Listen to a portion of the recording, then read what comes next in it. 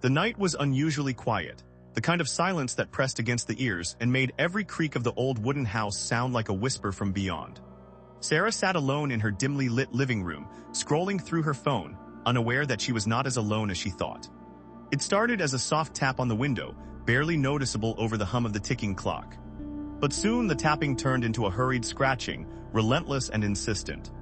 Curiosity piqued, she rose to investigate. As she approached the window, a chill ran down her spine, the air growing heavier with each step.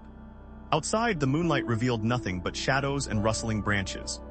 Just as she turned to return to the warmth of her home, she caught a glimpse of something pale darting between the trees. In that moment, her heart raced, the thrill of fear igniting a spark she hadn't felt in years. Subscribe to our channel and turn on notifications, a voice echoed in her mind, for more haunting tales that will keep you on the edge of your seat.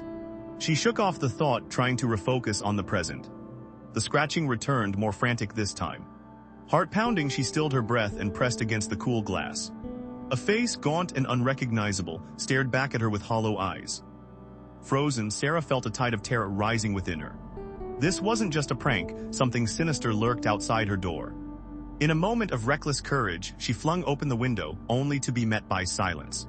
But she could hear it now, the chanting, low and guttural, coming from the depths of the forest. The sound wrapped around her, pulling her toward the darkness that beckoned with insidious charms. Compelled by an unseen force, Sarah stepped outside, the ground cold beneath her feet. Each step felt like wading through a thick fog of dread. She knew she should turn back, but the whispers grew louder, urging her to follow. As the trees closed in around her, she stumbled upon a clearing where a circle of stones stood ominously, etched with ancient symbols. They pulsed with an otherworldly light, casting shadows that danced like specters. Just then, a figure emerged from behind the stones, cloaked in darkness. It beckoned her closer, revealing a twisted smile that promised power but concealed horror. The urge to join this dark ceremony overwhelmed her, the knowledge of its dire consequences drowned out by the siren call of forbidden knowledge. The figure raised its arms, and the chanting erupted, a savage harmony that echoed through the night. Suddenly, Sarah gasped, the realization hitting her like a cold wave crashing over her. She was losing herself in the depths of this madness. Desperation clawed at her as she turned to run, but the ground seemed to shift beneath her feet, roots sprouting like tentacles and snaring her ankles. The circle's light pulsed brighter, and she could feel the presence of something vast and malignant swirling around her, pulling her toward its dark desires. She screamed, a sound swallowed by the night, but her pleas went unheard in that ancient woodland. As darkness enfolded her, all she wanted was to escape, to return to the safety of her home.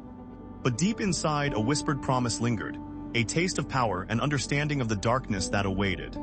Just as the last flicker of hope dimmed, she thought of the phone in her pocket, the warning to subscribe echoing through her mind. And in that fleeting moment, she realized the true horror of what she had summoned.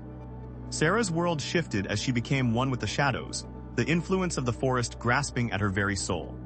In her final moments of clarity, she wished someone had turned back when they first heard the scratching.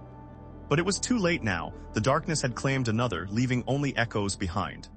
And somewhere in the deep, a soft tap resumed, waiting for the next curious soul to draw near. The branches rustled and the night reclaimed its silence once more, wrapping the old house in an eerie stillness. If you ever hear the taps or feel the weight of a gaze outside your window, heed this warning. The forest remembers, and it is always hungry.